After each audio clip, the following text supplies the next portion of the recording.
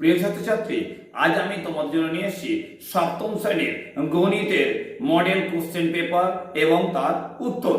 তোমাদেরকে আজ আমি যে ধরনের প্রশ্নগুলো দেখাতে চলেছি বলে রাখতে পারি যে এই ধরনের প্রশ্নগুলোকে তোমরা যত বেশি প্র্যাকটিস করবে তোমাদের দ্বিতীয় ইউনিট টেস্টে গণিতের প্রশ্নগুলো ততটা সহজ হয়ে যাবে।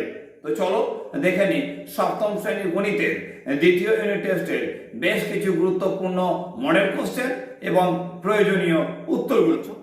আমি তোমাদের কাছে যে প্রশ্নগুলো তুলে ধরেছি এই ধরনের যত বেশি প্রশ্ন তোমরা প্র্যাকটিস করবে তত বেশি তোমাদের পরীক্ষার জন্য সহজ হয়ে যাবে। তো দেখো, প্রথম প্রশ্ন রয়েছে 2 এর বর্গ কত?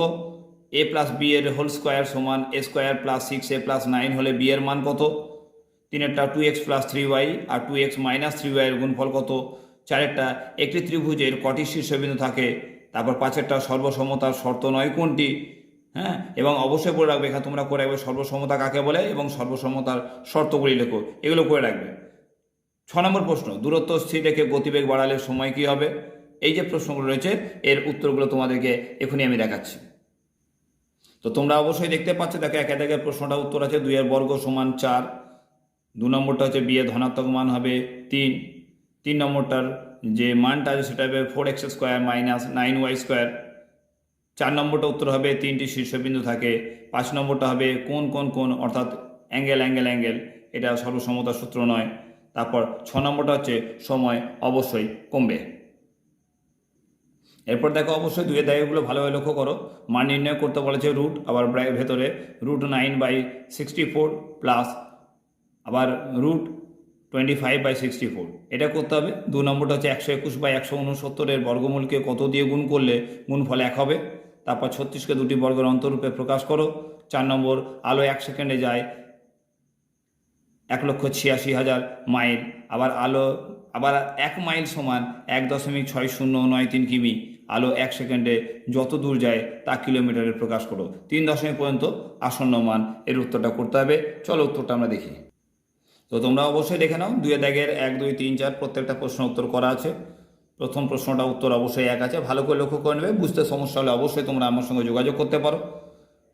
এবং বলে রাখবো অবশ্যই তোমাদেরকে যে আমার চ্যানেলটাকে অবশ্যই সাবস্ক্রাইব করে রাখবে, বন্ধু বান্ধবের মাঝে অবশ্যই শেয়ার করবে, যাতে এই ধরনের আমি আরও যেন ভিডিও তোমাদের জন্য আনতে পারি এবং তোমরা যাতে সবার আগে প্রথম নোটিফিকেশন পাও তার জন্য অবশ্যই অল বেল প্রেসে করে রাখবে। তো দেখো তারপরে প্রশ্নটা দেখো, উত্তরটা দেওয়া আছে যে 11/13কে তার অনন্যক দিয়ে অর্থাৎ 13/11 দিয়ে গুণ করতে হবে। আর তারপরে প্রশ্নটা উত্তরটা দেওয়া আছে 36কে দুটি বর্গ অন্তরূপে প্রকাশ করে কত পায়। এবং 4 নম্বরটার উত্তর দেওয়া দেখো 29939.800 কিলোমিটার। দেখো এরপর তোমাদের 3 দাগের প্রশ্নটা দেখে নাও। 100 মিটার লম্বা একটি ট্রেন ঘন্টায় 60 কিমি বেগে একটি গাছকে কত সময় অতিক্রম করবে? আর 2 নম্বর, m+1/m সমান -p হলে দেখাও যে m² + 1/m² সমান p² - 2। তোমাদের কাছে দেখো 4 দাগের গুরুত্বপূর্ণ প্রশ্ন হিসেবে আমি মাত্র 2টো প্রশ্ন তুলে ধরেছি, যেটা তোমাদের স্তম্ভচিত্র অঙ্কন করতে হবে, দ্বিস্তম্ভচিত্র। তোমরা 2টো প্রশ্নই ভালো করে দেখে নাও, দেখে নিয়ে অবশ্যই খাতায় নোট ডাউন করে নাও এবং এর উত্তরটাকে অবশ্যই তৈরি করে নাও। তোমাদের অবশ্যই বলে রাখবো, এই ধরনের যত বেশি প্র্যাকটিস তোমরা করবে, এই ধরনের যত গণিত তোমরা সম্পূর্ণ করবে, তত বেশি কিন্তু তোমাদের পরীক্ষার জন্য অবশ্যই উত্তর লেখা, উত্তর কমন পাওয়া অবশ্যই সহজ হয়ে যাবে। বেশি বেশি প্র্যাকটিস করো যাতে তোমরা গণিতকে সম্পূর্ণরূপে আয়ত্ত করতে পারো। এরপর পরবর্তীকালে যখন তোমাদের সঙ্গে ভিডিও নিয়ে আসবো তখন তোমাদের সঙ্গে দেখা হবে, কথা হবে আবার। এখনকার জন্য ধন্যবাদ।